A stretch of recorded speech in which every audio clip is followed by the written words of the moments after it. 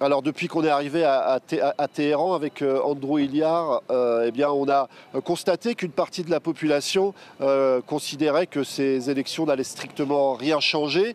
Mais dans les bureaux de vote, on a vu tout de même quelques électrices notamment dire leur espoir de voir que, en ce qui concerne la liberté pour les femmes, si un réformateur arrive au pouvoir, il pourrait y avoir quelques changements. Je vous parlais finalement d'un second tour éventuel assez clivé. Eh bien ce clivage, on l'a vu aussi dans les bureaux de vote où, je vous le disais, on a rencontré des gens qui clairement nous ont annoncé la couleur et qu'ils allaient voter réformateur, mais en même temps d'autres électeurs qui soulignaient qu'il fallait continuer l'œuvre du président défunt Ebrahim Raïssi, c'est-à-dire rester sur une ligne dure dans un contexte international extrêmement tendu. On sait que la situation est explosive entre Israël et le Liban, et puis le retour de Donald Trump pourrait véritablement changer la donne. Et d'ailleurs, on s'y prépare aussi en Iran. Tous les candidats pendant cette campagne éclair ont expliqué qu'ils étaient le meilleur candidat pour affronter le président américain.